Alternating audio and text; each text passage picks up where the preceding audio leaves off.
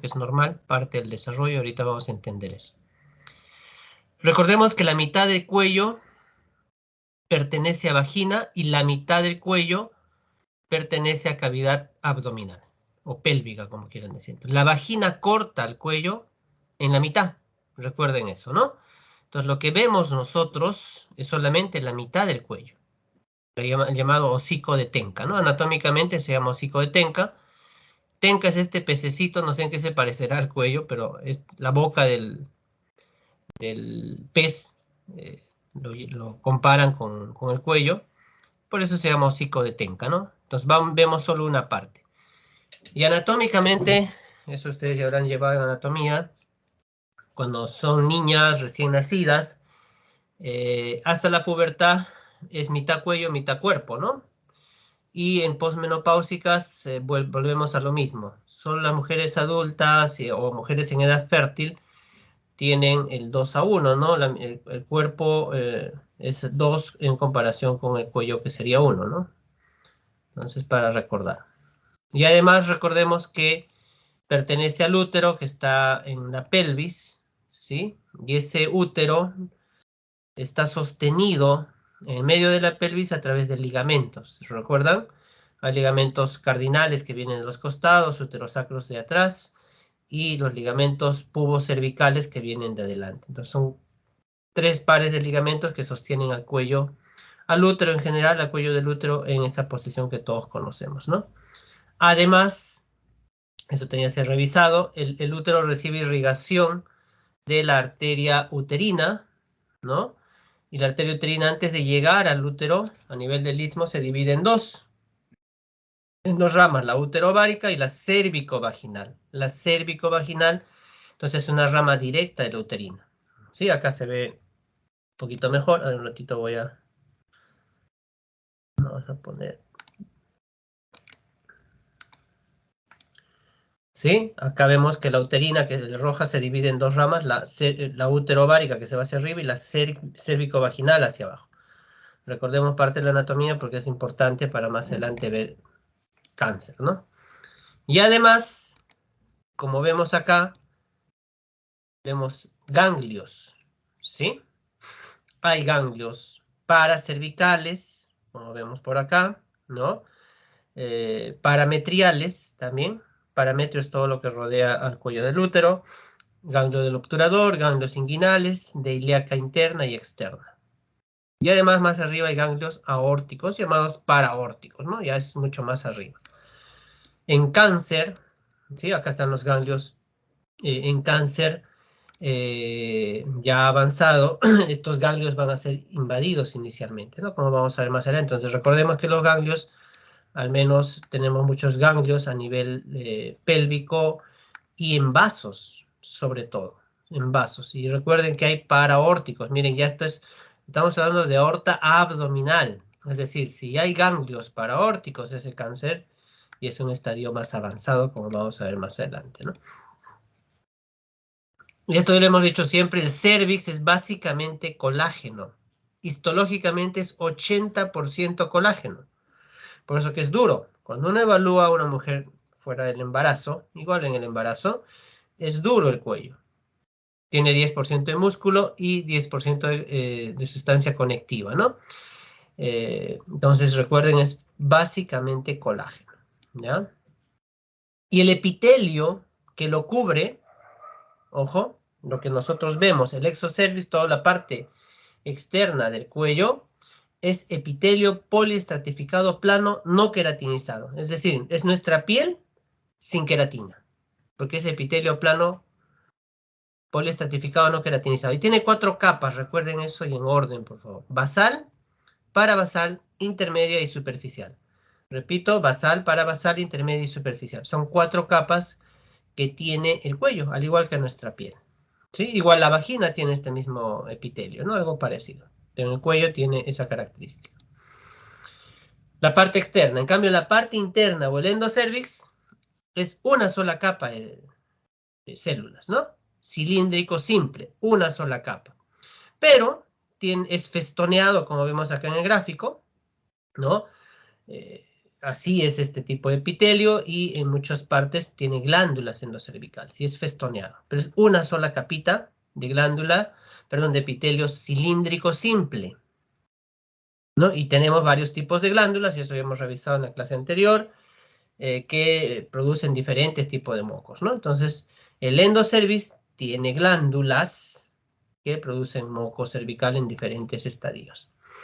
Y además, esas células, ¿no?, columnares tienen en la base, miren estos triangulitos celestes, si lo están viendo, que se llaman células de reserva, ¿ya? Es importante ver eso, las células de reserva, esto que está entre las células largas, ¿no? La célula de reserva. Acá con las flechas nos están mostrando pequeñas células de reserva, ¿sí? La importancia de estas células de reserva es que estas van a ser las responsables de la metaplasia escamosa en el cuello, como un proceso de regeneración y de defensa del cuello. Ahorita vamos a entender eso. Entonces recuerden, células de reserva que están en el epitelio cilíndrico, endocervical, ¿ya? Y acá vemos cuando se unen los dos epitelios, el externo que vemos en esta zona, que es el poliestratificado plano no queratinizado de varias capas, se habla que son en promedio 25 capas más o menos, de basal, parabasal, intermedio y superficial.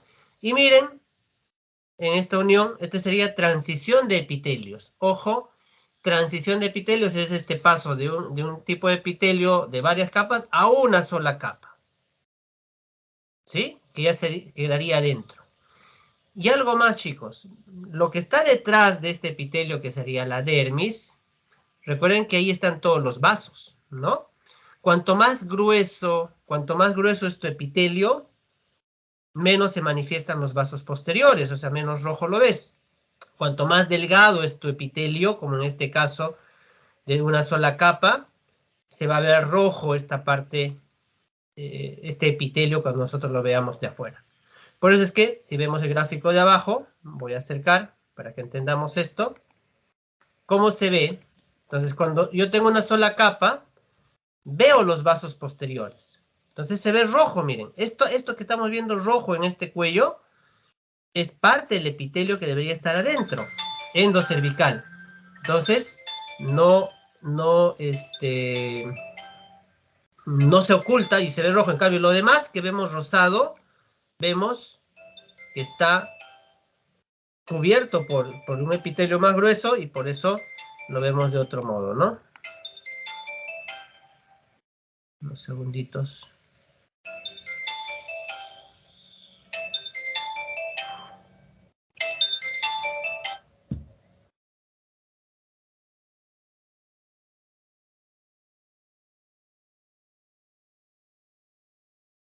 Denme unos segundos, por favor.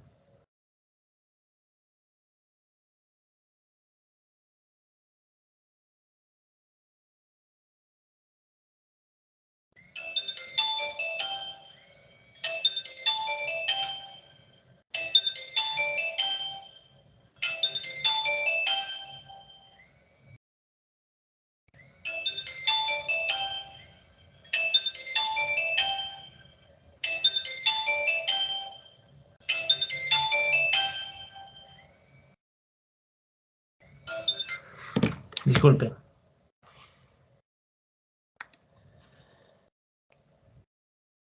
Entonces, si nosotros entendemos eso, que el epitelio delgado endocervical se podría ver, si se pudiera ver, lo vamos a ver rojo. Y recuerden algo, todas las mujeres, todas, ¿sí?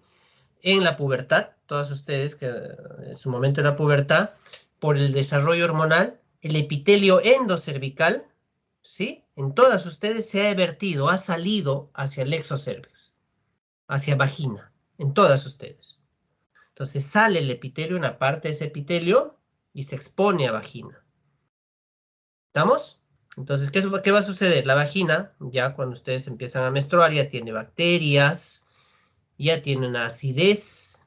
Entonces, ese epitelio de una sola capa que estaba adentro, se salió, va a estar expuesta esa acidez a esas bacterias, entonces, como un mecanismo de defensa que dura muchos años en producirse, hace metaplasia escamosa, empieza a cubrir esa sola capita de epitelio y la vuelve a cubrir. Eso es lo que vemos acá, ¿no? Es lo que conocemos como el ectropio, ¿sí? Se vierte, ¿sí? Se sale el epitelio que estaba dentro y lo vamos a ver así, medio rojo. Eso es normal en todas las mujeres, es parte del desarrollo.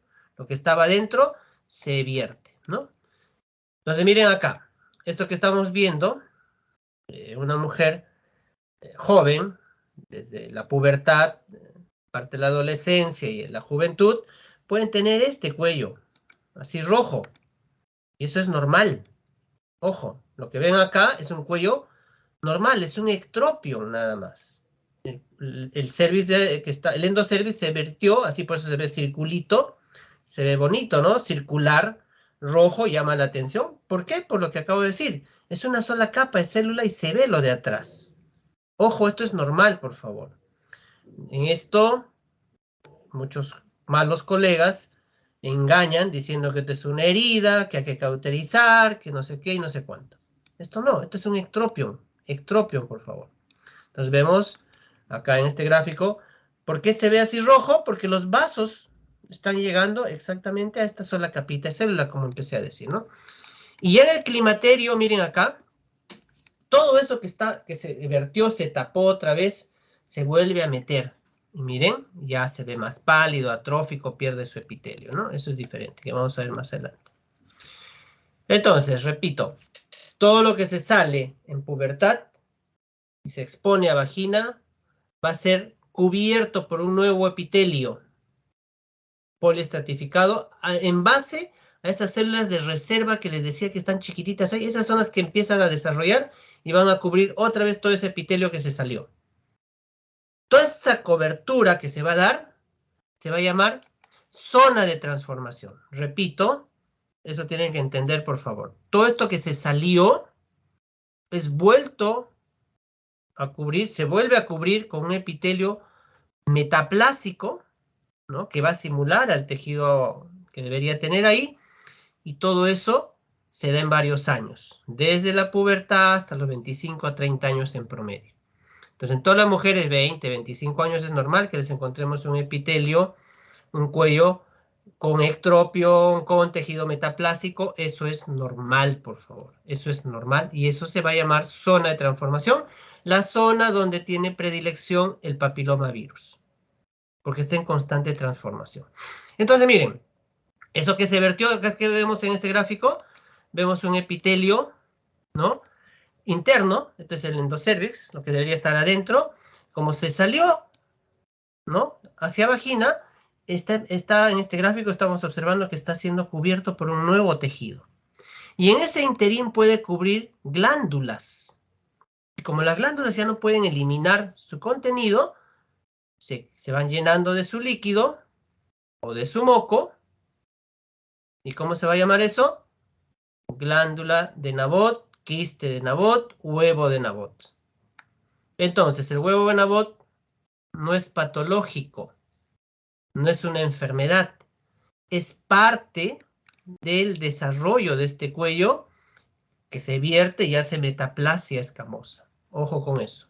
Miren acá, ¿qué vemos? Vemos un ectropio, miren acá, esto que estoy rodeando, ojalá que puedan ver con el cursor. Esto es un tejido metaplásico que se salió y vemos a los costados, más por fuera, medio blanco, ¿no? Un tejido blanco. Eso es lo que está cubriendo nuevamente. En años va a lograr cubrir todo. Acá vemos otro cuello, sano también, rojo se ve, por lo que les dije hace un rato, que está siendo cubierto, gran parte ya ha sido cubierto por un tejido más blanco que vemos ahí alrededor, que es tejido metaplásico. Acá de igual modo, todos estos son cuellos normales, ¿ah? Por si acaso. Esto, todos son cuellos normales. Acá vemos claramente un huevo de Nabot. Esta zona blanca es un huevo de Nabot. Y todos son cuellos normales. Entonces, eso a tener en cuenta. Entonces, ya es esto que se está cubriendo, se va a llamar zona de transformación. Zona preferida del papilomavirus, ¿no? Entonces, la zona de transformación es aquel epitelio que ha cubierto esto que se salió, que hizo ectropio, ¿no? Hay zona de transformación con metaplasia inmadura y metaplasia madura. Entonces, ¿qué es metaplasia? Recordemos, metaplasia es todo tejido epitelio que actúa en ciertas zonas o crece en ciertas zonas como un sistema de defensa en realidad, ¿no? Fisiológico, ¿no? En algunas a partir de células primigenias, otra indirecta y otra directa, ¿no? La que nosotros vemos es la indirecta a partir de células de reserva, ¿sí? Miren en este gráfico de abajo, ahorita lo vamos a entender. ¿Recuerdan que les dije el epitelio cilíndrico tiene unas celulitas de reserva, estas celestitas? Ya. Si se vierte, estas células van a empezar a reproducirse, van a empezar a duplicar y van a empezar a cubrir todo esto que se vertió como parte de un sistema de defensa, ¿no? Porque está expuesta esa vagina. Entonces hay metaplasia epitelial y mesenquimal. Nosotros tenemos la metaplasia en cuello, la escamosa, la metaplasia escamosa, ¿no? Y les decía, hay etapa 1, etapa 2, etapa 3, varias etapas de crecimiento de este tejido metaplásico hasta llamarse metaplasia madura. Hasta llamarse metaplasia madura. Entonces acá vemos en etapas, ¿no? Cómo va creciendo estas células hasta simular el epitelio que antes estaba ahí. Ya se fue a un costado, ahora va a cubrir toda esta única capa de células, va a ser cubierta por todo este nuevo tejido para simular el tejido que había antes. Miren, acá vemos una metaplasia inmadura, ¿no? En fase, si se quiere, para que entendamos, ¿no? La parte más interna es la metaplasia escamosa, ¿no? En fases posteriores está un poquito más afuera, ¿no? Y esto que está en zona punteada que vemos es lo que se había vertido, lo que se había salido de adentro y ahora ha sido cubierto por un nuevo tejido. Miren, ya no parece en rojo, ya no se ve rojo, ¿no? Ya ha sido cubierto todo esto por un nuevo tejido, pues, un metaplasia, ¿no? Entonces ya no se ve rojo, solo del medio se ve rojo. Entonces, poco a poco va cubriendo, ¿no? Acá también vemos, por ejemplo, esto que vemos parece raro, está rojo, parece una herida, no. Eso se vertió y está siendo cubierto por el tejido metaplásico de defensa. Lo mismo acá, miren, acá sí incluso parece mucho más, ¿no? Vemos zonas bien blancas en todo alrededor. Ojo, esto es sin ácido acético, ¿ah? Estas fotos que les estoy mostrando no tienen ácido acético. Son normales, sin nada. Así se ve la metaplasia. Y ya se considera madura cuando ya están todas las capas del epitelio como antes, como el original, ¿no? Entonces ya se empieza a cubrir con todos los 4 tipos de epitelios. Y en esa cobertura, claro, como hemos estado diciendo, pueden aparecer glándulas cubiertas por el tejido y esas glándulas van a crecer, manifestarse como los llamados huevos de Nabot, ¿no? Y acá termina ya la metaplasia en otro gráfico para que entendamos, ¿no? Entonces, ¿quién es responsable del crecimiento de la metaplasia? Las células de reserva, ¿no? Eso ténganlo en cuenta. Y acá en otra foto, ¿no? Y miren cómo se puede ver. Como es un tejido en formación, ustedes que ya han llevado este tema de colposcopía, miren, no va a teñir, pues, ¿no? Porque es un tejido en formación. No tiene glucógeno, no va a teñir. Entonces, acá vemos un tejido metaplásico que está cubriendo, ¿no? Entonces, esto que vemos acá abajo es un cervix normal con ectropio. Los dos son cervix normal, ¿sí? En los dos vemos cervix normal. Este es un cuello que su epitelio endocervical está dentro, está todo metido, así como acá. Todo está dentro, por eso que no se ve rojo. En cambio, en este cuello, el epitelio de adentro se ha evertido, ¿sí? El ectropión famoso y se ve así rojo. Así redondito, bonito. Eso no es patológico por si acaso. No se dejen engañar, sobre todo chicas, y que no les engañe. Esto es un ectropio. Esto es algo fisiológico, normal, en todas las niñas, púberes, adolescentes, ¿no? Hasta más de los 25 años inclusive. Entonces, en esa zona, que la estamos llamando zona de transformación, va a actuar este papiloma virus humano, ¿no? Es una de las pocas patologías o neoplasias malignas que tienen un factor etiológico, ¿no? Casi el 100%, no es al 100%, pero casi el 100% es causado, de cáncer de cuello uterino es causado por el papiloma virus humano, ¿no? 99% a más de cáncer de cuello es por papiloma. Puede haber en ano, vulva y vagina, en pene, y sigue la lista. Hasta en esófago se ha encontrado, ¿no? Pero básicamente lo entendemos, escuchamos papiloma y lo primero que se nos ocurre es cáncer de cuello, ¿verdad? Cáncer de cuello. Pero hay que tener en cuenta las otras. Entonces, el papiloma es un virus que tiene más o menos 200 serotipos de virus. 50 de ellos atacan a genitales y 150 están en nuestra piel. Esas verruguitas que a veces aparecen en el cuello, en alguna parte de nuestro cuerpo, y hasta hay verrugas planas, también son causados por esos serotipos de papiloma. Pero solo 50, más o menos, sí están en genitales y atacan a genitales, ¿no?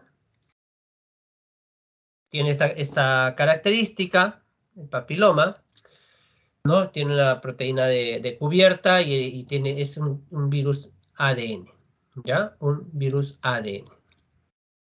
Es epiteliotrófico netamente, ojo, o sea, esto solo ataca epitelio, no pasa a la sangre, no vas a tener nada de eso, por eso que en sangre en ningún examen te va a salir si tienes o no tienes, no hay exámenes para esto, porque esto no pasa a la sangre, repito, es epiteliotrófico solamente.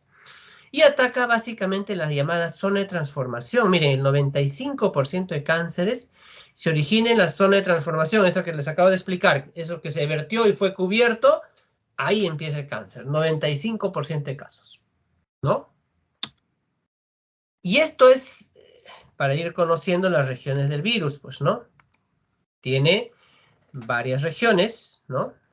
E6, E7, E1, todas las... Y proteínas de membrana, son proteínas de membrana en realidad, que van a dar la característica del genoma del virus, ¿no? Hay regiones E, que son necesarios para que el virus se replique, ¿no? Y transcriba su ADN, y hay las regiones L, que forman básicamente la cubierta del virus, ¿ya? Entonces eso para recordar. Y acá está toda la lista, pues, de la organización del genoma del virus, ¿no? Para que lo tengan. Pero lo que más nos interesa, si se quiere, es el E6 y el E7, que están ligadas a la transformación celular, ¿no? Y ligadas al P53 y al gen ligado del riboblastoma, que son las que causarían el cáncer. Entonces acá vamos a ver, ¿no? Ustedes saben que todo virus se mete al núcleo, replica en el núcleo, ¿no? Y va a dañar esa célula y esta va a romper y va a ir a otras células, ¿no? Y va a depender de nuestro sistema de defensa, ¿sí? Si esto sigue o avanza o regresiona, ¿no? La gran mayoría de casos regresiona. O sea, no todas avanzan, ¿no? Un poco porcentaje nada más avanza. Y se requiere, ojo con esto, que el virus llegue a la capa basal del epitelio. Ojo, repito, se requiere que el virus llegue a la capa basal del epitelio. Tengo otro gráfico, no está un poquito borroso. Es decir, necesito de una pequeña lesión en el cuello para que el virus penetre hasta la zona basal. Porque recuerden, esto es basal, parabasal, intermedio, superficial. Ahí va a empezar. Entonces el virus se tiene que meter hasta ahí. Y ahí va a empezar a replicar, a proliferar, utilizando sus proteínas E6, E7 en las capas basales. Ojo con eso, recuerden, en la capa basal no hay otro modo, ¿no? Capa basal, ¿ya? Y para esto necesito, ¿sí? De estas dos proteínas, la E6 y la E7, que son antioncogénicas en realidad, ¿no? ¿Ya? Perdón, son oncogénicas.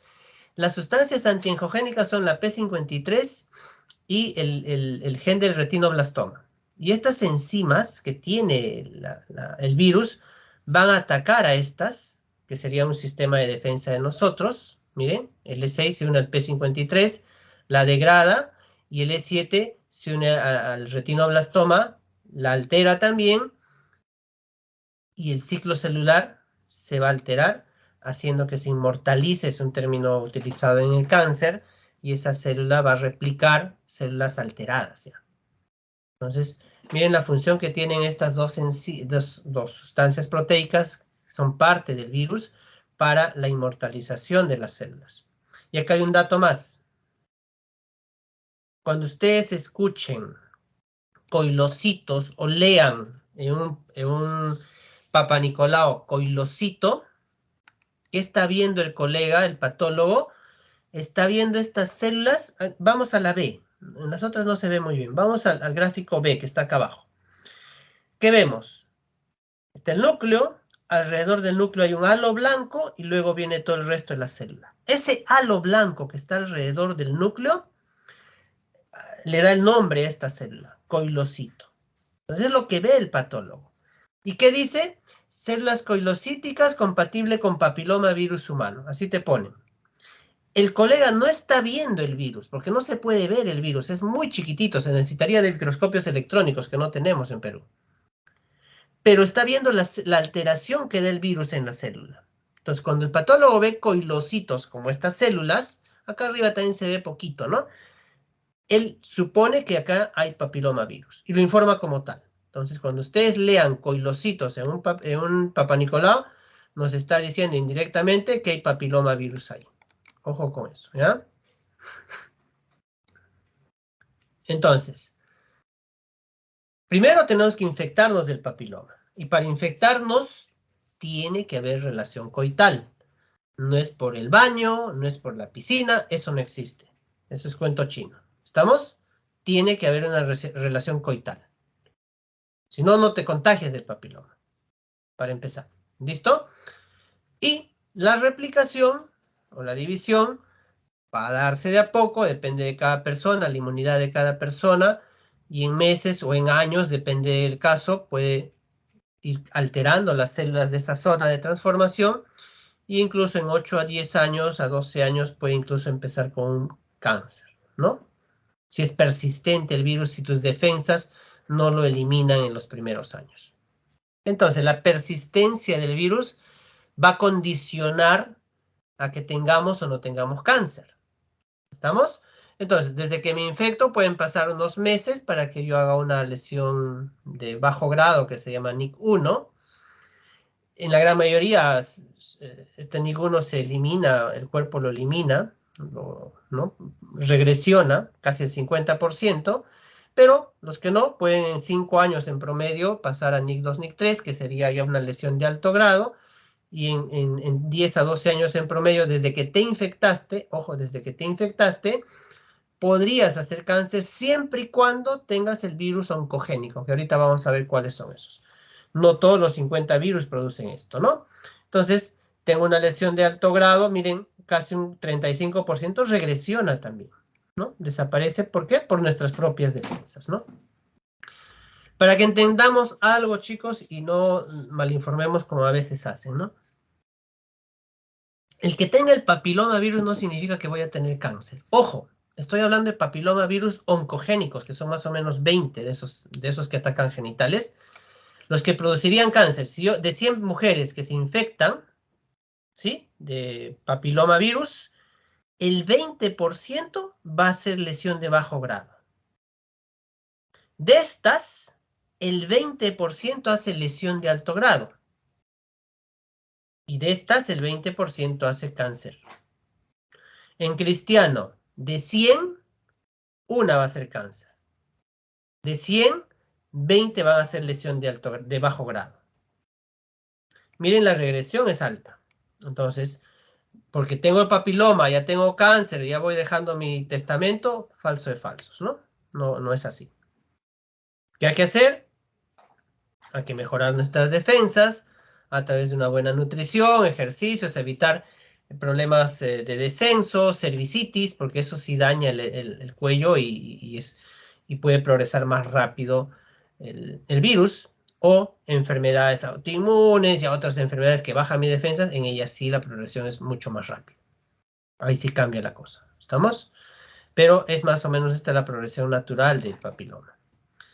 Y acá están pues los virus que ustedes conocen que son los de bajo riesgo, ¿no? No oncogénicos, le decimos. O sea, si a ti te detectan cualquiera de esta lista, estos no producen cáncer, ¿no? No producen cáncer. Acá está toda la lista. 6, 11 son las más importantes, son las que producen verrugas, ¿no? Es preferible que tengas verrugas a que no las tengas, porque probablemente tengan los otro tipo de virus. Las verrugas o condilomas, ¿no? ¿Ya? Entonces se limita a las células basales y empieza a producir una proliferación celular todo este grupo, ¿no? 6 y 11 las más importantes, repito. Y estas serían las de alto riesgo, ¿no? Con estas de abajo, probable asociación también. La más común es 16, 18, 31, 33 y 35. ¿Sí? Esas 5 primeras. 16, 18, quizás dentro de las más conocidas, ¿no? Las más preguntadas, pero también 31, 33, 35 tienen que acordarse. Y ahí sigue la lista, ¿no? Estas son oncogénicas. Estas pueden producir cáncer. Estas tienen estas oncoproteínas E6 y E7 que hemos visto que inactivan a esos genes de retinoblastoma y el P53 que nos protegen, ¿no? Y puede progresar a cáncer. Estas son, todas estas.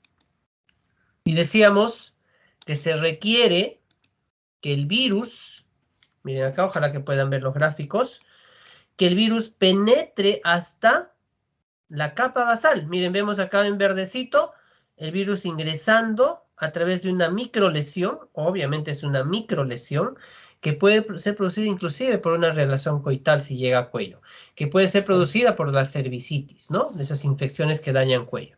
Una vez que llega a la capa basal, empieza a replicar. Miren, vemos acá al costado ya varias células rojas que empiezan a proliferar de abajo hacia afuera.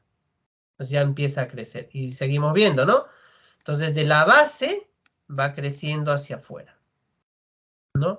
Ya acá era solo la capa basal, basal intermedia, hasta la superficial. Y todavía se mantenía la capita basal, la membrana basal. Acá esta cosa blanca que vemos abajo en las células, todavía es la membrana basal. Cuando rompe la membrana basal, miren acá como en esta última foto, o este último gráfico, ya se rompió la partecita blanca de abajo, es un microinvasor. Ojo, esto es microscópico lo que estamos viendo, ¿sí? Entonces, mientras no rompa la membranita esta, la membrana basal, todavía es in situ, si es un cáncer, todavía no. Ya cuando rompe es un microinvasor, ¿no? Para que entendamos eso. Acá en otro gráfico, lo mismo, ¿no? Empieza de basal, acá vemos con otro color, va creciendo la basal. Cuando ya va progresando a otras capas, ya es NIC2, NIC3, cuando llega a todas, y si rompe la basal, ya es hasta acá puede ser incluso cáncer in situ, y ya si rompe la basal, ya es un microinvasor. Eso para recordar. Acá visto en el cuello, si se quiere, ¿no? Como en otro gráfico para que tratemos de entender, ¿no? Miren. Se ven los cambios celulares acá no había nada. Acá abajo, en la basal, vemos una alteración celular, cierta alteración celular.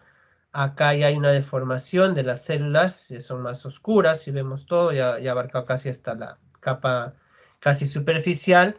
Y acá ha roto la membranita basal hacia adentro y ya es un microinvasor, ¿no? Este gráfico o esta tabla es importante. Ojo.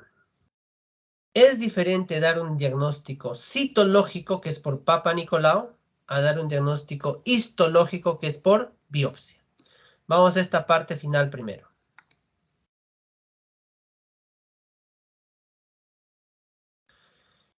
Cuando surge el primer estudio citológico es Giorgio Papanicolaou, es un griego, un médico griego patólogo, que clasifica en 5 estadios la aparición de este virus o los cambios que produce este virus en las células, ¿no?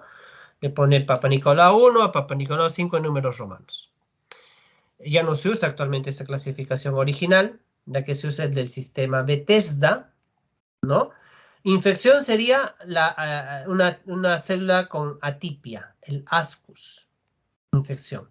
Ya lesión de bajo grado o un precáncer leve sería lesión de bajo grado, acá están siglas en inglés, y lesión de alto grado sería esta de acá, ¿no? Entonces, NIC1, lo que histológicamente se conocería como NIC1, sería lesión de bajo grado, y lesión de alto grado sería NIC2, NIC3 y cáncer in situ.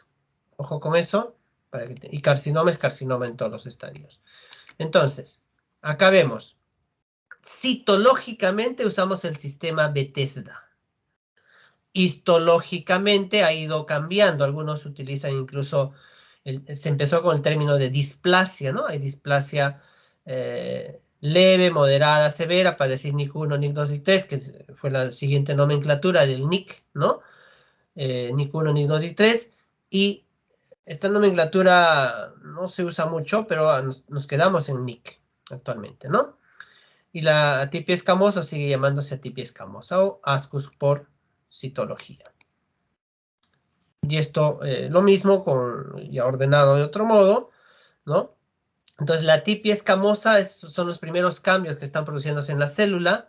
Esos coilocitos son atipia escamosa. Si eso progresa, ya va lesionando más la célula. Luego hay una lesión de bajo grado, luego una lesión de alto grado y cáncer in situ. Hasta cáncer in situ podemos sacar los diagnósticos por Papa Nicolau, inclusive por biopsia, ¿no? Pero también aparte de un daño de las células escamosas, puede haber daño en células glandulares, ¿ya? Y el sistema Bethesda nos dice eso, ¿no? Puede haber también una lesión glandular atípica y otras más, de glándulas. Pero, ¿dónde están las glándulas? En el endocervix, están metidas, ¿verdad?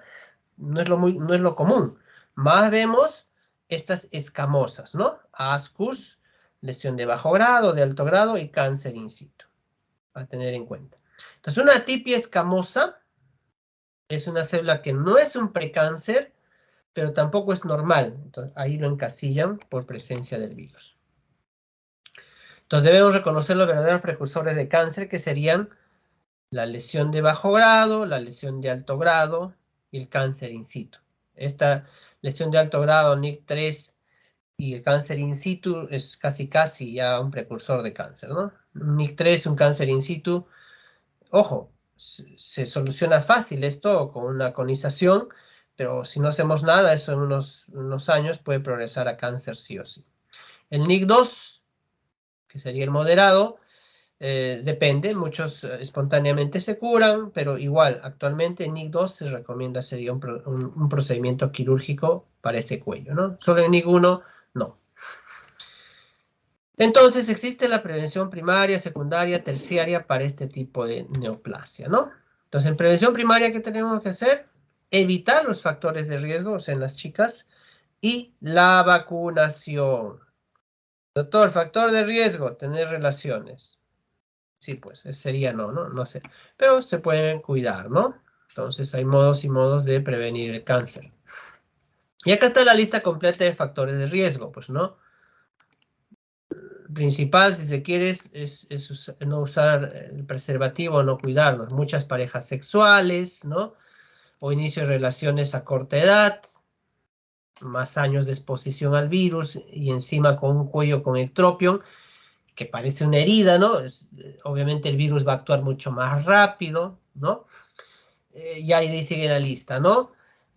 Antecedentes de cáncer, fumadoras, todo lo que te baje las defensas, por lógica, va a hacer que el virus sea mucho más rápido. Y yo he tenido pacientes de 23 años con VIH, ¿no?, en tratamiento y ya con cáncer in situ, 23 años, jovencísimas, ¿no? O pacientes que están tomando corticoides, ojo con eso, los lupus. Ustedes saben que los corticoides te anulan las defensas y ellas avanzan rápido, estas patologías. Diabéticas, hipertensas y sigue la lista, ¿no? Ya ahora actualmente no se usa este dietitis Bestrol, ya salió, no existe ni en el mercado y así. Entonces hay que tener en cuenta eso, ¿no? Factor de riesgo visto de otro modo, ¿no? Múltiples compañeros sexuales, está si se quiere a la cabeza, coito a edad temprana, fumar cigarrillos, los anticonceptivos está en debate, las multíparas, ITS, sería ITS acá, algunas enfermedades que te dañen el cuello. Ya hemos dicho que tiene que haber una lesión en el cuello para que el virus actúe más. Entonces, personas que tienen constantemente descenso, cervicitis es un factor de riesgo, ¿no? Y sigue la lista. Respecto a los anticonceptivos, ¿no? Se habla que aumentaría la zona de transformación, esos cambios hormonales que darían los anticonceptivos, y con ello la proliferación de las células, ¿no? Pero está en debate. Del tabaco sí, pues, ¿no? Sí se sabe que el tabaco tiene sustancias carcinogénicas, ¿no? Y es más, el tabaco se habla que es un inmunosupresor. Yo quiero más bien que mi inmunidad funcione y el tabaco te la anula, ¿no? Y tiene nitrosaminas en moco cervical que producen cáncer. O sea, de por sí el tabaco es uno de los más malos, ¿no? Infecciones, ya hemos hablado, se habla de incluso factores genéticos, mutaciones, que son factores de riesgo, ¿no? La vacuna, quizás es el invento más grande del siglo pasado. Hubieron puesto una competencia entre dos casas que sacaron la vacuna para este virus, ¿no? Y sacaron dos nombres comerciales conocidísimos esos años, ¿no? El Cervarix y el Gardasil, y hasta ahora son, ¿no? No ha habido otro. Cervarix y Gardasil. Me acuerdo clarito, y era una competencia, ¿no? Que una te ponía dos de los virus y la otra cuatro, y ahora te ponen 9. Al final es igual. Los estudios han demostrado hasta el momento que la vacuna te protege al 100% del virus. ¿Sí?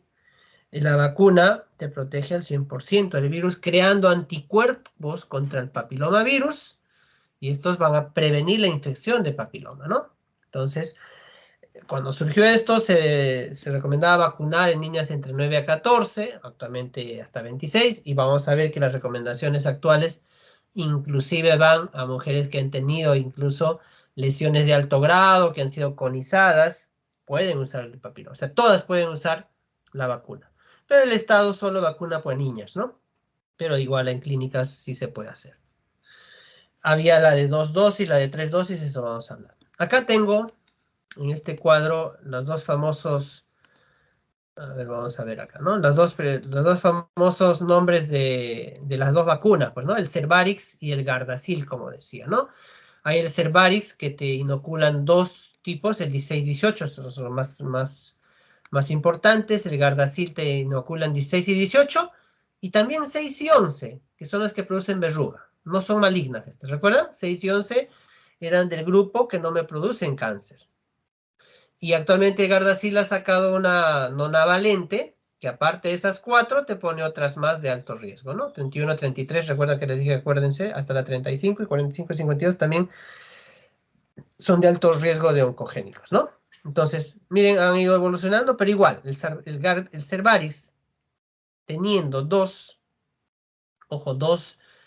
solo dos virus, es igual de bueno que las otras, ¿no? Entonces, tienen sus esquemas. Cuando son de 9 a 14 años, miren, con 2 dosis suficiente, ¿no? De 6 a 9, la primera ahora y en 6 meses el refuerzo, o ya mayor de 15 años, 3 dosis, ¿no? Ahora, al mes y a los 6 meses.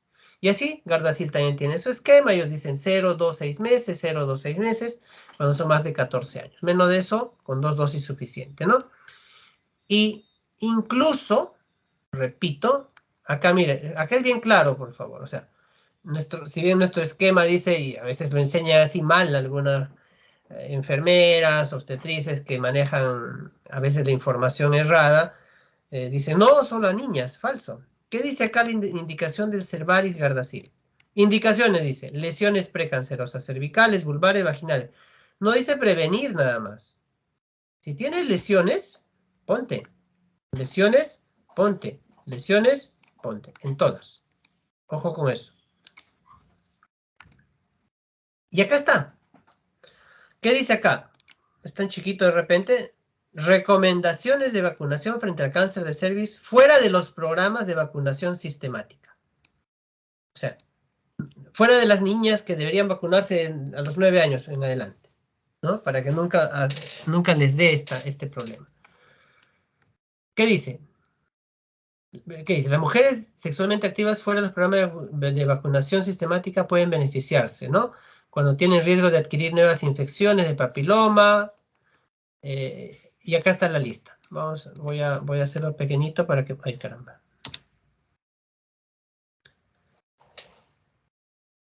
En aquellas que han tenido lesiones cervicales, va a reducir el riesgo de segundas lesiones. Con lesiones cervicales tratadas, también pueden vacunarse. Incluso cáncer de cervix.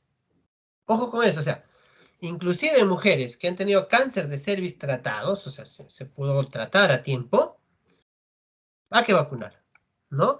Entonces, miren, los beneficios esperados son, mujeres tratadas son lesión producida por los tipos no vacunales, ¿no? Que no le den nuevas lesiones o haya una reinfección. Entonces, se recomienda incluso vacunar cuando ya te dio incluso la enfermedad. Entonces, no es cierto que solamente cuando no tienes esto tienes que vacunarte, ¿no? Esto sería una progresión natural de un papiloma, ¿no? Desde que nos infectamos, pónganse los 15 años, inició relaciones en este gráfico del ejemplo, ¿no? Eh, Inmediatamente replica bastante los primeros años, ¿sí? Y de ahí algunas, ¿no? Pueden progresar a precáncer y unas poquitas dijimos a cáncer, pero en varios años, ¿no? Entonces la recomendación del test de papilomavirus, eso lo vamos a conversar más adelante, considerando un inicio de relaciones, ojo, inclusive 15 años, 18 años, que es el promedio mundial, recomiendan a los 21 años, ¿no? Porque antes de eso el virus pues no hace nada, para que haya cambios cervicales 3 a 5 años necesita, entonces hacerte un papiloma, porque a mí me han llevado pacientes jovencitas porque inició sus relaciones la semana anterior, hace un mes, recomendado por la licenciada tal, la obstetriz tal, que le mandó. Hasta le sacan ya.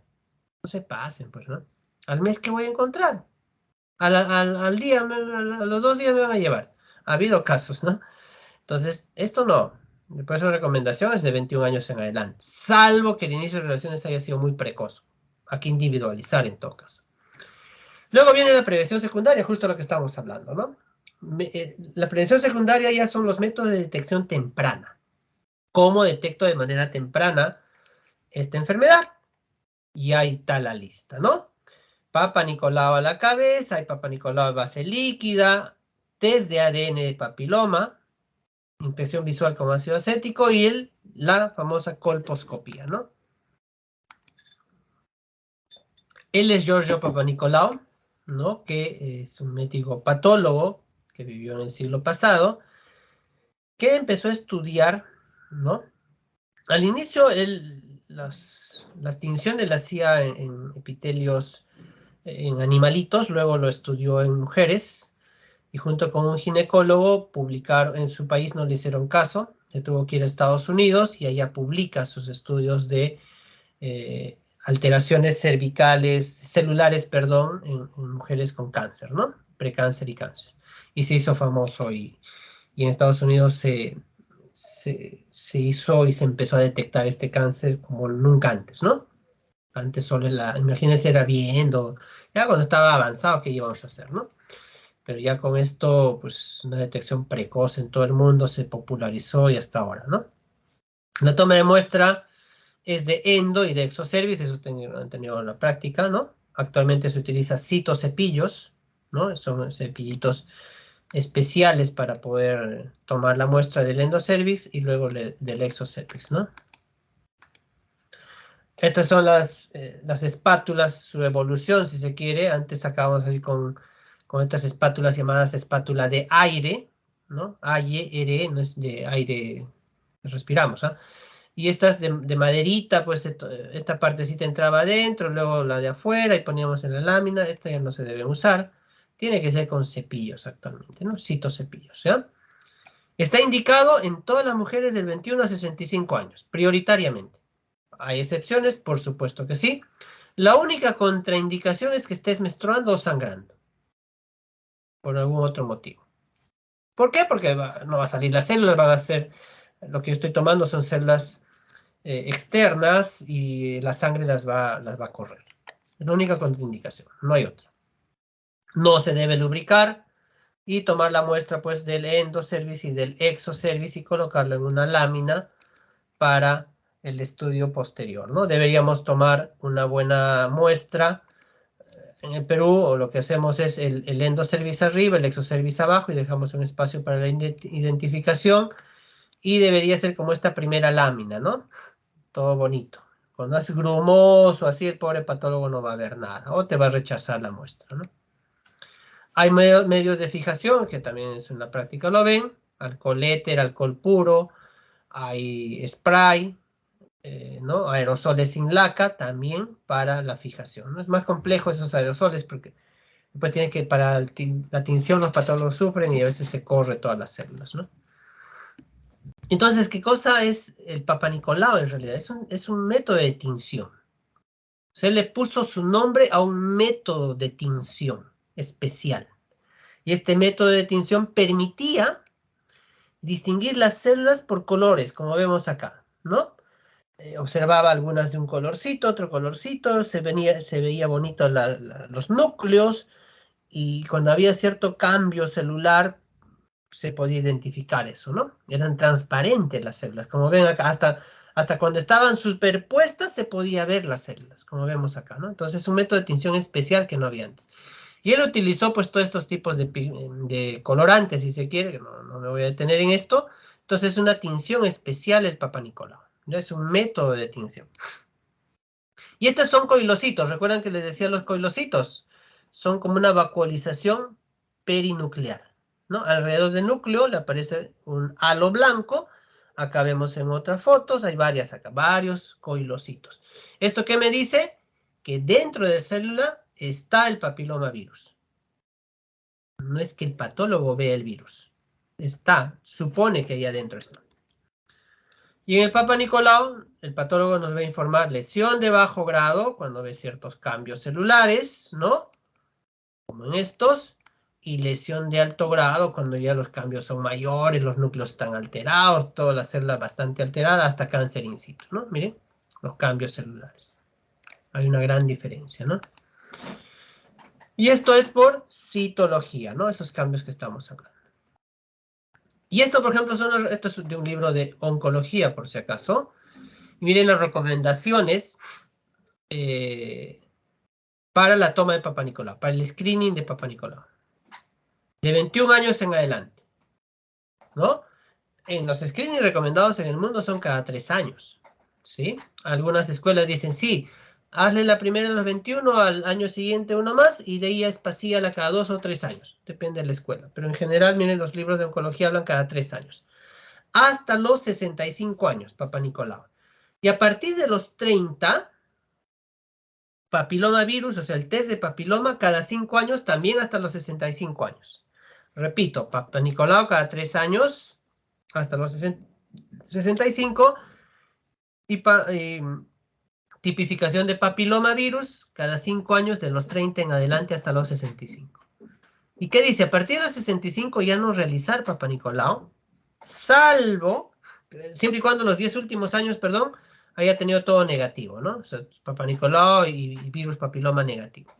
Salvo que haya tenido algún tipo de intervención o haya tenido una infección por esta demostrada, con lesión premaligna, lo que quieras, bueno, ya no se debería continuar.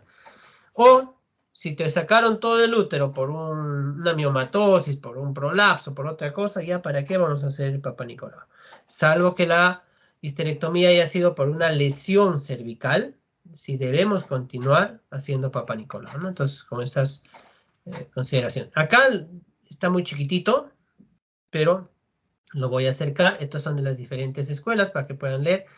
El Colegio, Sociedad Americana de Cáncer, Sociedad de Colposcopía, Task Force, el Colegio Americano y todas. Las recomendaciones en todas, solo me sirve esto para que vean, en todas dice 21 años. 21 años, 21 años, 21 años. ¿Sí? Hasta los 65 también dice, en todas. ¿Sí? Y lo que acabo de decir. Entonces, es como un consenso mundial. Por eso lo muestro este cuadro. Y acá sigue, ¿no? Entonces, esa es la idea, ¿ya? Que sepan eso. Entonces, citológicamente, el único modo es Papa Nicolau. y con el sistema Bethesda nos van a informar nuestros colegas patólogos. Y histológicamente, actualmente se usa la nomenclatura esta de NIC, ¿no? NIC, ¿ya? Así que para ir conociendo, que sería la neoplasia intraepitelial. NIC significa neoplasia intraepitelial cervical, ¿no? Y el sistema de Bethesda en Papa Nicolau, ojo, resumiendo, nos va a dar estos resultados. Esto sí lo tienen que grabar en su cerebrito, cerebruto. Ascus, atipia escamosa. No es ni precáncer y tampoco no es normal. Pero el patólogo lo informa como atípico. No es tan normal esto. ¿Hay que hacer qué cosa? Una opción es, o repites tu Papa Nicolau, o haces una colposcopía y pides ADN. Cualquiera está bien. No, me informan pero con H. Mira, atipia escamosa, pero no se descarta lesión de alto grado. Ojo con eso. No es lo mismo ascus, que no pasa nada si se quiere, a veces hay alguito, pero no es lo mismo que un as con H. Acá cuando vean la H, mucho cuidado. Estos casi siempre son cáncer. O precáncer así avanzado. NIC3 por lo menos, o cáncer in situ. Estas as con H no descartan. ¿Han visto por ahí una celulita sugestiva y todo lo demás es un ascus, pero por ahí vio algo? Ahí de frente va a colposcopía biopsia. Si le informan atipia glandular, ojo con esto, también es atipia, doctor, parece ascus. No, tampoco es as con H. Cuando te informen atipia glandular, el patólogo te está diciendo, ¿sabes qué?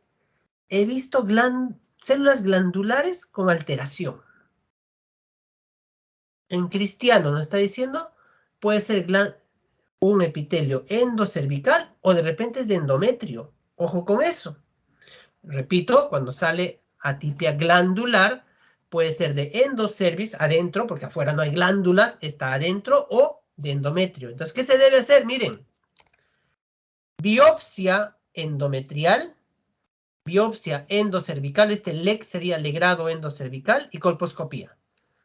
Tengo que tomar 3 muestras. Si afuera yo encuentro una lesión, 3 muestras. Si no encuentro lesión afuera, por lo menos 2 muestras. Legrado endocervical, en endocervix hay glándulas, y en el endometrio hay glándulas. Entonces, estoy en la obligación de tomar por lo menos 2 muestras.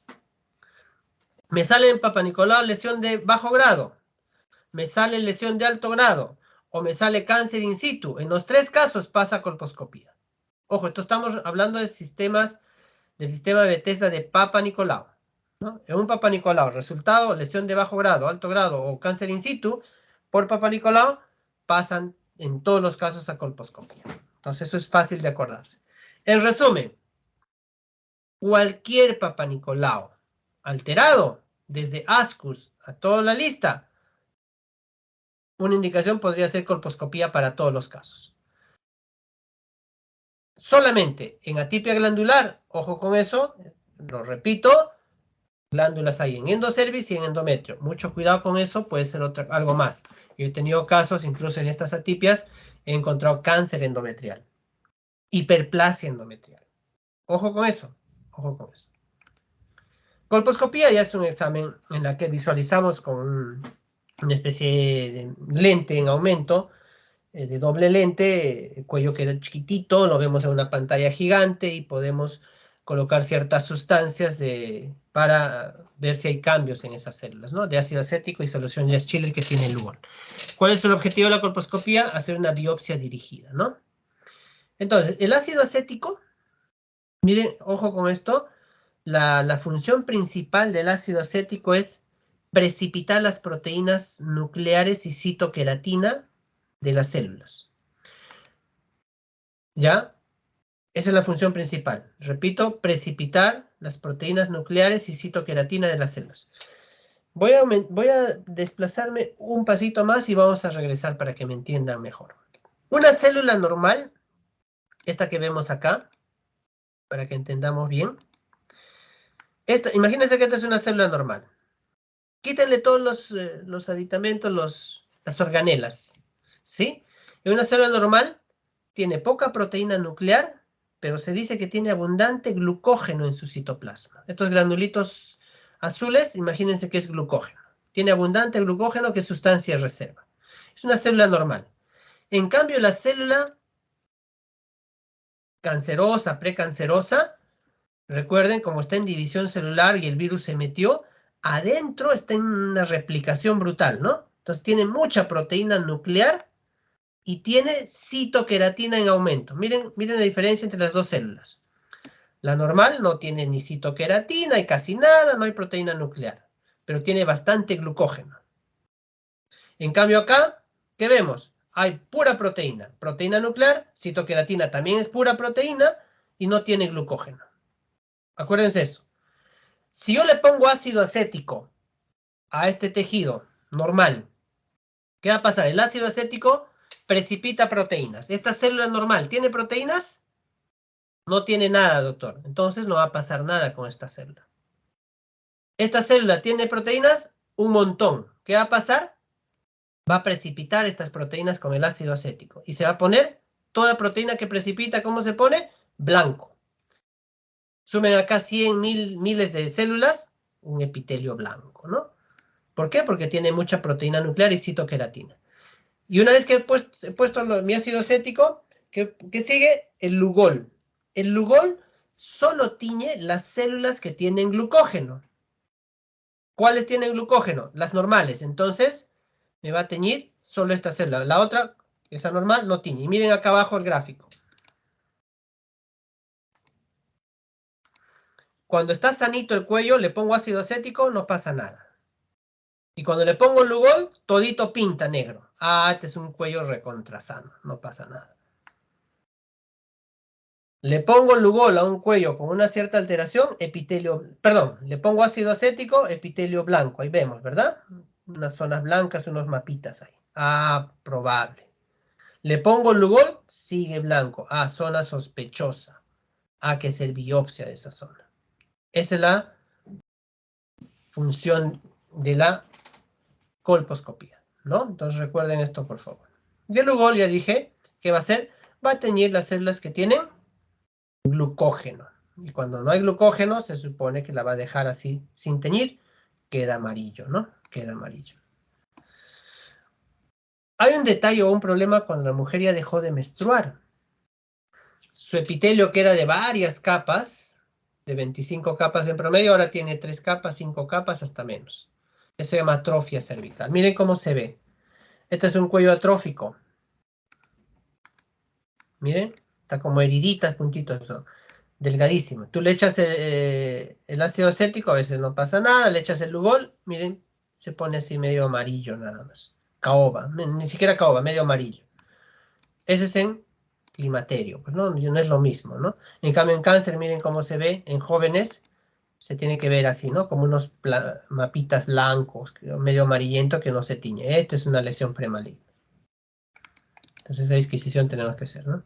Entonces la colposcopía, ¿para qué servía? Para hacer biopsia dirigida, ¿no? De la zona que encontré con alteración. Y para la colposcopía, los ginecólogos tenemos que aprender, pues, la terminología. Actualmente se usa la de Río, y de acuerdo a eso damos la clasificación, o si sospechamos que es lesión de bajo grado, alto grado, por colposcopía. El otro examen era tipificar papiloma, ¿no? Esto ha ido evolucionando, tengo el paso de los años, mira, del 83 se tipifica en el mundo. Hay varios exámenes, el más conocido, si se quiere, es el famoso test de Covas, que te detecta 12 serotipos, y hay otros exámenes más completos que detectan todos los serotipos, ¿no? Entonces el Covas decía, detecta 12, hay captura híbrida que te detecta todas, y hay otras más, ¿no? Entonces, dependiendo de cuántos virus te detecta, es el costo también, ¿no? Covas es bastante cómodo. Actualmente debe estar 250, 300 soles. Esto se busca el ADN viral, por eso demora varios días, no es que te lo den de inmediato. Y otros serotipos totales te detecta más, pues todos los serotipos, ¿no? Por ejemplo, el COVA les decía detecta 12, ¿no? De oncogénicos más los dos principales, ¿no? 14 en total si se quiere, ¿no? En cambio hay otros test que te buscan de todos los serotipos, casi 50 serotipos, y te informan, ¿no? Como este gráfico En el hospital nosotros trabajábamos con este laboratorio para hacer la tipificación de papiloma y nos buscaba a todos y nos informaba cuál era, ¿no? Muy bien. Cuando uno ya tiene una patología premaligna, dependiendo de la citología, del Papa Nicolau o citología, ¿no? Decíamos, si no te sale nada, sus controles de rutina cada 3 años, y si te sale positivo va a depender, ¿no? Se puede repetir la prueba o no. Hay un test de papilomavirus que se está haciendo actualmente en todos los centros de salud. Entonces, cuando te sale el test positivo, no significa que ya tengo cáncer. Puedo repetir la prueba, hacer mi screening cada 3 años, la citología o colposcopía, dependiendo del caso, ¿no? El ascus es atipia escamosa, les decía, ¿no? Se debería hacer un control colposcópico. En estos casos, el riesgo de cáncer es muy bajo. De esto tendría que evolucionar algo más para ser importante, ¿no? En ascus, ya dijimos, hay 3 opciones. Acá es el cuadro completo, el resumen les he hecho hace un rato. Hay 3 opciones, ¿no? Puedo repetir la prueba, colposcopía o hacer ADN viral. Cualquiera está bien, ¿no? As con H, ya dije, colposcopía inmediata, casi siempre es algo malo. Y esta es una lesión de bajo grado, ¿no? Son fotitos de lesiones de bajo grado, que se ven así como mapitas una vez que ya le he puesto el ácido acético y el Lugol, ¿no?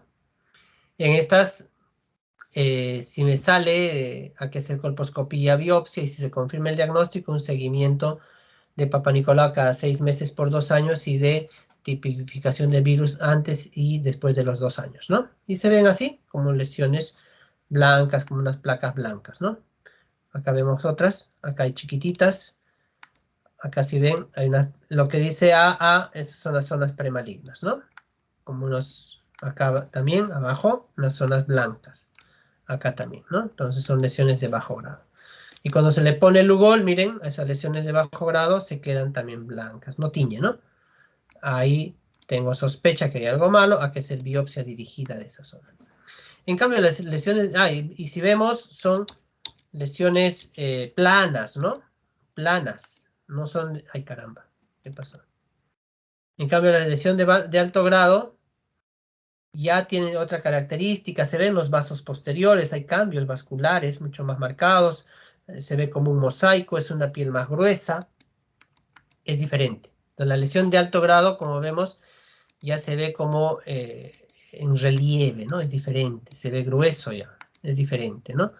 Acá vemos algunas fotos de lesiones de alto grado, miren, gruesas, ¿no? Abigarradas, parecen un mosaico, le hablamos de esto, le decimos mosaico, ¿no? Una alteración diferente, ¿no? Todas las lesiones de alto grado tienen que pasar a conización o quirúrgica, ¿no? Solo del cuellito. Y ahí van a escuchar ustedes que estos pacientes tienen que pasar a conización, conofrío o conolip, ¿no? Y hasta cáncer in situ, o sea, NIC2, NIC3, cáncer in situ, a conización. NIC1, colposcopía, Papa Nicolau cada 6 meses por 2 años y colposcopía cada año hasta por 2 años. Y si persiste, bueno, pasaría conofrío o conolip.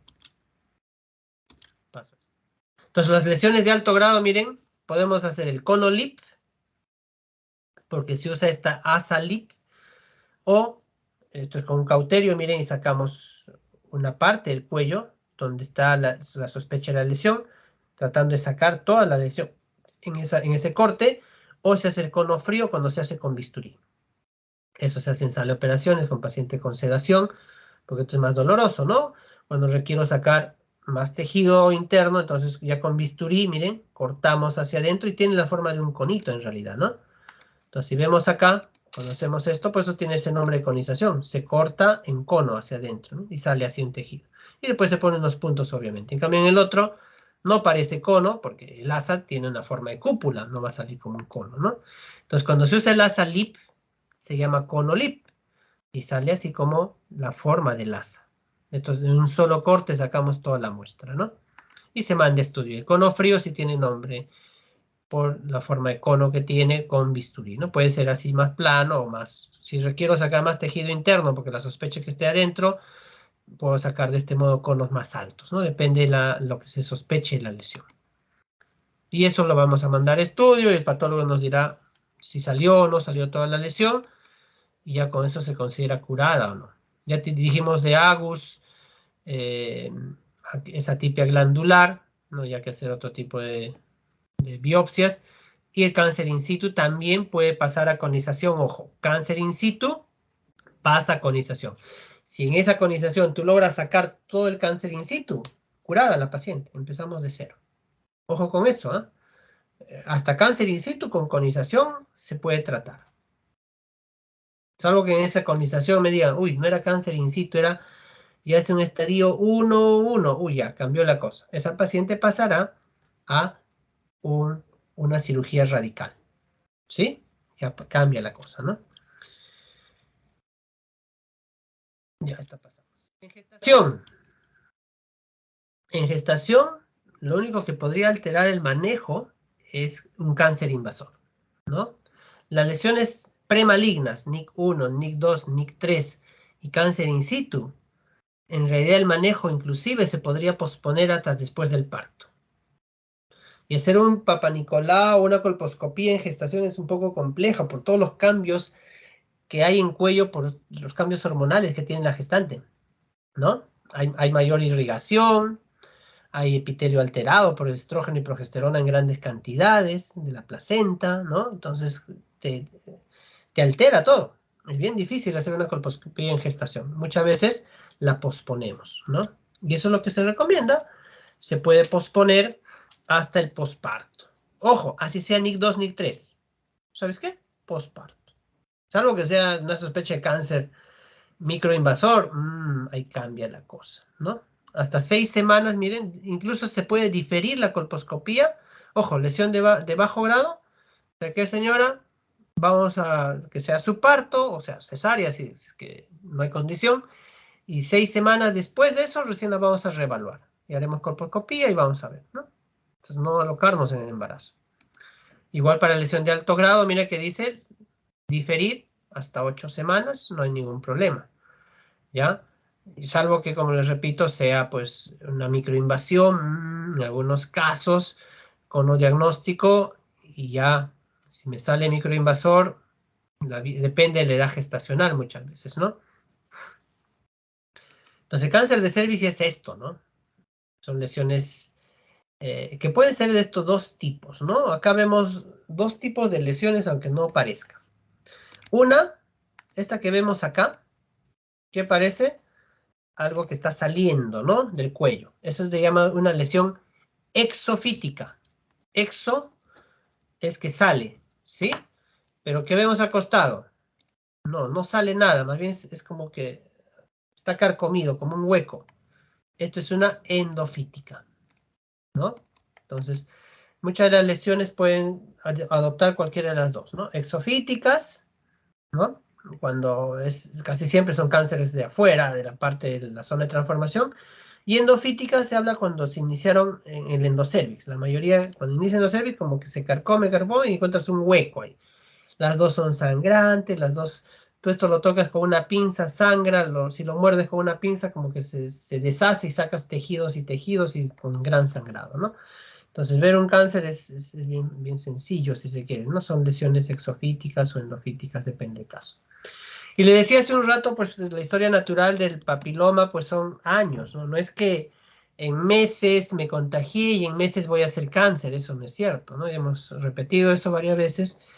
Tiene que pasar varios años para que te dé primero lesión de bajo grado, luego lesión de alto grado, cáncer in situ, y de ahí, si siguen los factores de riesgo, los cofactores, como se quiera, eso puede llegar a cáncer, ¿no? Entonces, da años para hacer el diagnóstico, por eso que el screening de Papa Nicolau, papilomavirus, todo eso se hace desde esas edades para evitar justo que llegue esto, ¿no? Y cuando hablamos de cáncer de cervix hay tipos histológicos, pues, ¿no? El más común, ojo, el más común de los tipos histológicos es el escamoso, ¿sí? El escamoso, el cáncer escamoso. Hay adenocarcinoma, eso no es muy común, hay mixtos y otros, ¿no? Pero el escamoso, recuerden, miren, representa casi el 75% de todos los cánceres de cuello. En cambio, estos adenocarcinomas, que son glandulares, que están más al medio o adentro, es el 20 a 25% de los cánceres, ¿no? Los otros ya son mucho más raros. Entonces, repito, el escamoso casi un 75% y el adenocarcinoma es un 20 a 25%. El estadiaje del cáncer de cuello último data del 2018, ¿sí? Nos cambiaron el estadiaje del 2018 con varios cambios, si se quiere, valga la redundancia, al que usábamos, que era del 2003. Y acá está el estadiaje que ustedes sí tienen que aprender, porque no solo porque vayamos a evaluar, sino vienen en los exámenes de NAN, de residentado, siempre viene. Cáncer de cuello es pregunta fija, ¿sí? Entonces acá, primero, recuerden, todos los cánceres son de estadio 0, 1, 2, 3, 4. El cáncer in situ, que no está acá, sería el estadio 0. Recuerden, cáncer in situ no se ha roto la membrana basal, está todas las células malignas ahí arriba, no se rompen la basal. ¿Sí? Ese es in situ. Ese es in situ. 0, estadio 0. Acá están de 1 al 4. Ya cuando se rompe la membranita basal, ahí es el microinvasivo, el 1. ¿Y qué vemos en el 1? Hay 1A, 1B. Y te hablan incluso microinvasivo, invasión menos de 5 milímetros y del estroma menos de 3 milímetros, ¿no? Más de 3 milímetros de invasión estromal y menos de 5 hacia los costados. Hay 1A1, 1A2. El 1B es cuando ya sobrepasa esa microinvasión 5 milímetros. Ojo, esto nos lo va a dar el patólogo, ¿no? Nosotros no, ni esto es microinvasivo, es microscópico el diagnóstico, eso no lo vamos a ver. Son lesiones chiquititas. Ya cuando hacemos la biopsia o hacemos el cono, ahí a veces nos informan, uy, no era solamente in situ, era esto, un microinvasor. El 1B, como vemos, ya es una lesión mayor de 5 milímetros, ¿no? Limitada al cuello.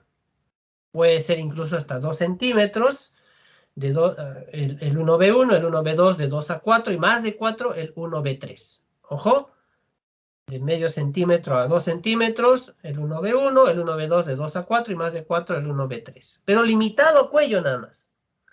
Ya el 2, si nos damos cuenta,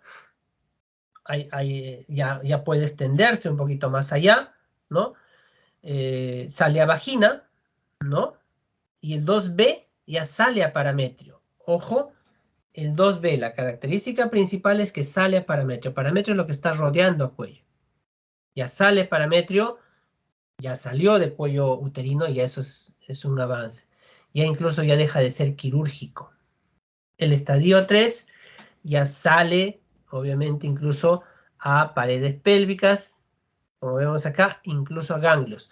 Lo que aumentaron en este estadiaje último es, no había antes el 3C, porque antes solo era diagnóstico clínico. Todo esto lo hacíamos por clínica. Tacto vaginal, especuloscopía, tacto rectal, y veíamos si salió o no a parámetros. Pero ahora no. Estamos obligados a pedir una resonancia o una tomografía con contraste, idealmente, para ver si ha llegado a ganglios, porque vemos el 3, ¿no? Dice extensión de vagina incluso hasta abajo, todavía no ha llegado a pelvis. El estadio 3B ya puede estar alterando los parametrios, y con esta te puede cerrar la uretra y hay hidronefrosis o una alteración de la función renal. Pero el 3C, si vemos, me dice si hay alteración de los ganglios pélvicos, o sea, metástasis pélvica o paraórtica. Recuerdan que hace un rato, iniciando la clase, les mostré ganglios en pelvis. Había un montón de tipos de ganglios en pelvis, ¿no? Obturadores, les decía. Y había otro paraórticos, que es más arriba, les decía. De la aorta abdominal, ahí habían ganglios. Esto, miren, en el 3C hay paraórticos, que sería el 13-2, mucho más grave, y el 13-1, que solo son ganglios pélvicos. Esta 3 recién ha surgido desde esta clasificación de 2018, porque se tiene que hacer ya una resonancia idealmente, con contraste. Y la 4, pues ya es metástasis a distancia, ¿no? Y a órganos pélvicos, acá estamos hablando de vejiga, de colon sigmoide o más allá a distancia de otros órganos, ¿no? Más allá. Entonces, esto es la clasificación actual, muchachos. Chicas, tienen que aprenderlo de todos modos, ¿no? Esto es resumiendo en chiquito, si se quiere, el estadio 0 que dijimos no ha roto la basal. Si se hace una cirugía, miren, la supervivencia es al 100% porque vamos a erradicar la tumoración totalmente. El estadio 1 está confinado al cuello. Si se actúa a tiempo, ¿no? Y se hace una cirugía, la supervivencia es 85%, ¿no? Ya en estadio 2, más allá del cuello, pero que no llega a la pared, ya vamos viendo hasta el estadio 2-1 es quirúrgico, 2A, perdón, y 2B ya no es quirúrgico porque ya salió a parametrios, ¿no? Sale, como vemos acá en el gráfico de parametrios, y el problema es mayor y así sucesivamente, ¿no? Entonces, resumiendo, estadio 0, ¿qué era? In situ. Estadio 0, todas estas células que estamos viendo para abajo, las con núcleos más pintados, son el cáncer, células cancerígenas. Pero la membrana basal se respeta. Miren acá esta membranita morada es la membrana basal, se respeta. Estadio 0. Cuando se rompe la membrana basal, como acá, ya empieza, es el microinvasor. ¿Recuerdan? Y decíamos, el microinvasor me van a medir, ¿no? 3 milímetros, 5 milímetros, ¿recuerdan? Esto lo va a dar el patólogo para ver el estadiaje 1A1, 1A2. Eso me va a dar el diagnóstico, ¿no? El B, ¿cómo era? Más de 5 milímetros, ¿no? Y hasta de 2A4, de 4 centímetros para arriba, ya incluso era mayor el problema, ¿no? Entonces acá vemos, perdón, vamos a ver acá. Esto nos lo va a dar el patólogo, las medidas, ¿no? 5 milímetros a más, la invasión. Acá ya es mucho más grande y acá obviamente más de 4 centímetros. Entonces vamos viendo el estadiaje del 1B, ¿no? Hay 1B1, 1B2 y 1B3, como hemos visto. Ya viene el estadio 2. El 2A, ojo, el 2A está confinado a cuello y vagina superior. Ya salió de vagina, pero hay vagina superior nada más. En cambio el 2B, como vemos acá, voy a acercarlo, ya salió a parametrios. Miren, este sería el ligamento cardinal. Imagínense que esto que está sosteniendo al costado del útero, cuando ya sale al ligamento cardinal o parametrios, ya se convierte en 2B, ¿no? Entonces acá vemos en otro gráfico, el 2A sería cuello y vagina, y el 2B, cuello y parametrios. Ya se mete a los ligamentos. Ya eso es más grave, ¿no? Ya no se puede operar incluso. El estadio 3 dijimos, cuando esa invasión llega hasta a dañar, si se quiere. Recuerden que por el ligamento cardinal o por un costado está pasando los uréteres. Entonces va a haber una alteración uretral y va a haber una dilatación de uréteres, de pelvis renal, y eso ya me da el estadiaje 3, ¿no? Y el 13 dijimos era nuevo cuando ataca los ganglios, el 13-1, ganglios pélvicos, y el otro más arriba de acá. Entonces, acá es pélvico todo. Bueno, la aorta acá no aparece en el gráfico. Donde más arriba serían los paraaórticos, ¿no? Ya sería estadio 13. Y el 4, hay 4A y 4B, para que se recuerden. 4A, acá vemos claramente, miren, cuando invade o vejiga o recto. Repito, 4A, vejiga, la paciente hasta puede orinar sangre y todo ello, o defecar, ya es avanzado. Y el 4B es a distancia, ¿no? Cerebro, pulmón y otros órganos, ¿eh? Hueso. Entonces, a tener en cuenta eso. Y para terminar, si bien acá no vamos a ahondar en el tratamiento y todo ello, en general, ¿no? En todos los estadios 1 se prefiere la histerectomía, ¿no? En cáncer in situ es con una conización, pero acá cuando es un 1 a 1, incluso puede ser conización, una buena conización. Lo demás, si vemos histerectomía, traquelectomía, ya hacen radioterapia, ¿no? Histerectomía. Hasta el 2A incluso se puede operar, histerectomía radical. Del 2B en adelante, aunque ha habido una cierta variación, ya es más difícil, ya no se debería operar porque ya salió de cuello y ya pasa solo a hacer quimio y radioterapia. Quimio y radioterapia. Obviamente el 2B, 3 y 4 pasan a quimio y radioterapia. Ya no es quirúrgico. Ojo con eso, ¿ya? Muy bien. Preguntas. A grandes rasgos hemos abarcado. Doctor, con respecto a la prueba papnicológica, con respecto a la prueba Papnicolau, usted mencionó que la contraindicación, bueno, más habitual es el sangrado. Si en caso de repente se muestre abundante flujo, es conveniente esperar que la paciente, digamos, reciba un tratamiento para hacer que ese flujo disminuya, o se debe hacer una limpieza y luego hacer el PAP. No.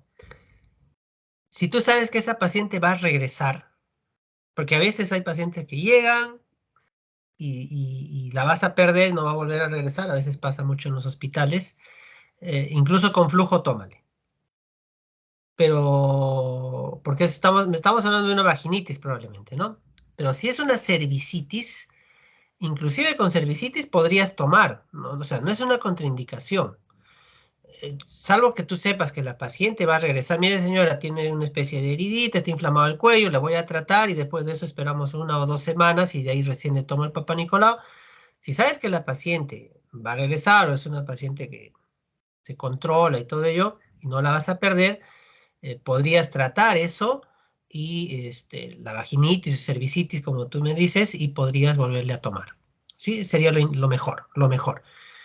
Pero no necesariamente se tiene que hacer eso, porque si va un control por ahí y ves que nunca antes se ha controlado, tómale en ese momento. Por eso decía, no es una contraindicación. La única contraindicación es que esté sangrando. En los flujos, puedes tomar inclusive. eh, si tú limpias, ¿cuál es el problema? Vas a limpiar las células que ibas a tomar, ¿no? Por lo menos del exocervix. No es un problema, porque ¿con qué vas a limpiar? Probablemente con una torunda con agua.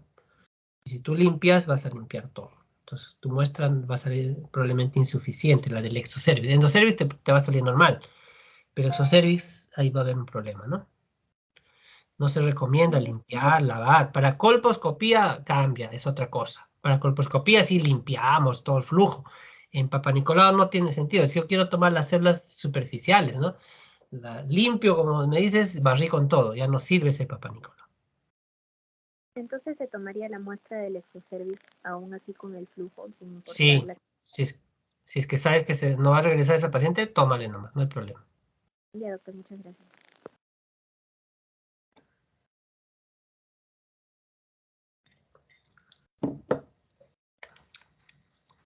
¿Alguna otra pregunta?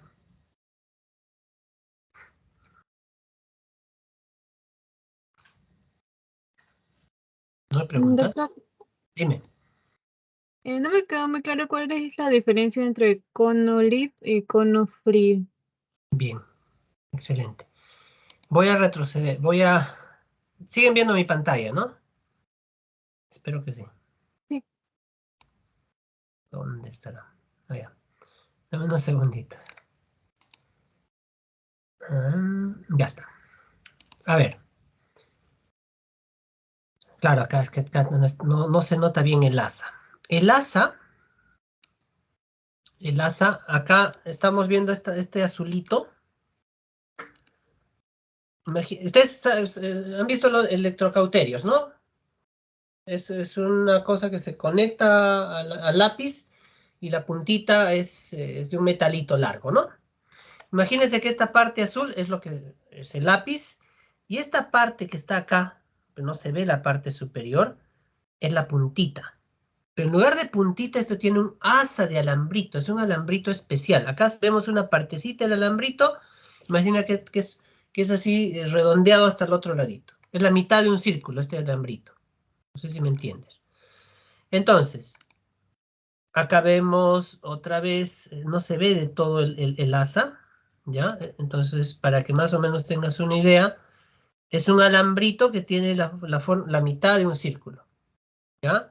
Y está conectado a un cauterio. Entonces, con ese alambrito yo pongo un costado del cuello, como vemos acá, piso mi cauterio o aplasto el cauterio y empiezo a cortar, cauterizando hasta el otro lado. Y va a salir ese tipo de tejido adoptando la forma del asa, porque el asa es medio círculo. Entonces miren, empiezo a cortar de acá y sigo tratando de abarcar la lesión que está adentro. Corto, corto, corto hasta el otro lado y va a quedar un hueco, obviamente, pero con una forma excavada, mitad de círculo, y sale así el conito. Así, tienes acá, complétalo acá medio circulito. ¿Se ve? Sí se ve. Sale así, porque adopta la forma del asa. Como el asa se llama asa lip, se llama cono lip. A diferencia del del bisturí. Acá cuando hacemos con bisturí, se llama cono frío. Y acá se hace en sala, obviamente, porque es más doloroso, con anestesia. Y con el bisturí cortamos hacia adentro, tratando de llegar hacia el endocervix, pero por dentro. A un corte, por fuera así circular, pero por dentro como que me voy cerrando y formando un cono, como ves acá. Y va a salir así un conito. Acá tengo otra foto. Va a salir así, como un conito. ¿Ve? Acá el corte que se le hace fue más chato. Acá más profundo. Pero al final las dos tienen forma de cono. Estos se hacen con bisturí. Pues el nombre adopta de conización, porque todas las conizaciones antes se hacía con bisturí. Ahora ya muchas, la gran mayoría más bien hacemos ya con el asa lip. Doctor, ¿cuál es mejor? Las dos. ¿Quién decide cuál se hace una u otra? Nosotros, de acuerdo a la observación, de acuerdo al cuello que tiene. Si es un cuello muy metido en mujeres de más edad, no voy a poder hacer un cono lip porque yo necesito que el cuello esté bien salidito, bonito en la vagina para cortar de uno a otro. Conforme tiene más edad, el cuello como que se retrae un poco y me sería imposible. Te puedo cortar vagina y no saco tejido. Ahí pasamos a sala, con unas pinzas jalamos y cortamos con bisturí y ya le hacemos este cono frío, ¿no? Y le ponemos unos puntos después, porque queda un hueco, imagínate. Un hueco, es un huecazo que queda. Eso va a regenerar en meses y después, como que nada hubiera pasado, claro, con cierta deformidad, vamos a poner unos puntos. En cambio, en el cono lip, como ves, es un electrocauterio. Una vez que cortas, sale la pieza y esto ya está cauterizada la base. Por ahí va a sangrar un poquito, terminamos de cauterizar lo que queda y ya está quemado todo. Este hueco queda cauterizado, sin sangrar, y esto en 3 meses regenera otra vez, se llena otra vez. El hueco que había ya deja se llena y ya está. Entonces, los dos son procedimientos, que lo decidimos nosotros de acuerdo a la característica de cada mujer, ¿no? Los dos son buenos.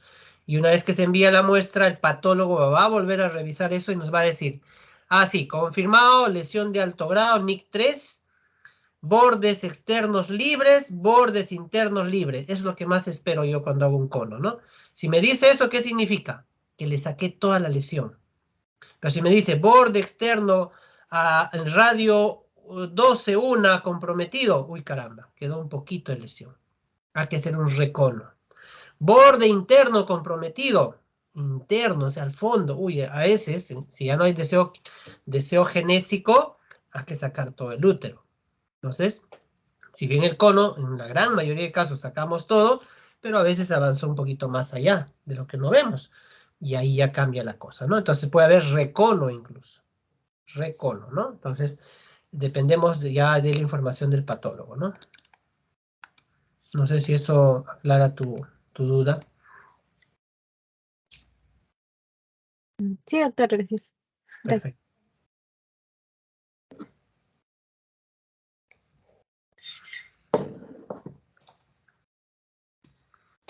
¿Alguna otra duda?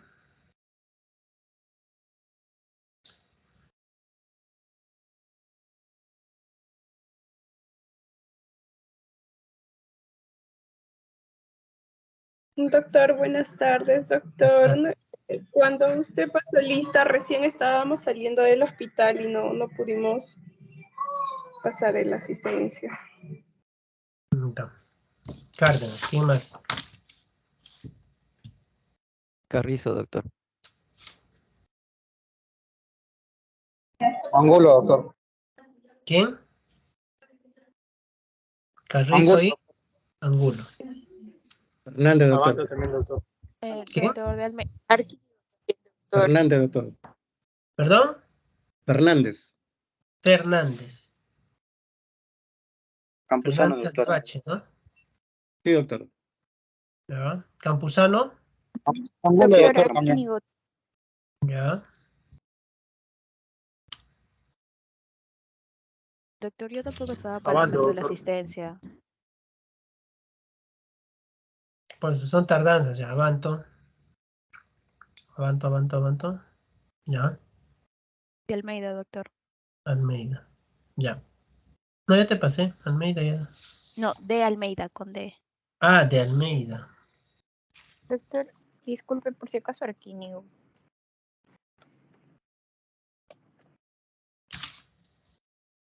Ya. Ya está, no hay preguntas más, ¿no?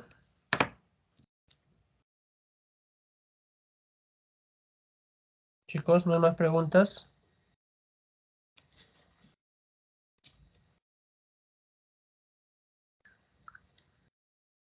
Ninguna más para ya terminar la sesión.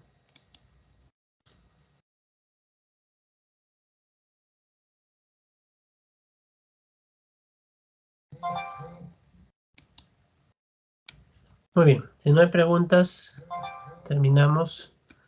Ya nos estamos reencontrando en estos días para una clase que falta. Cuídense, nos estamos reencontrando.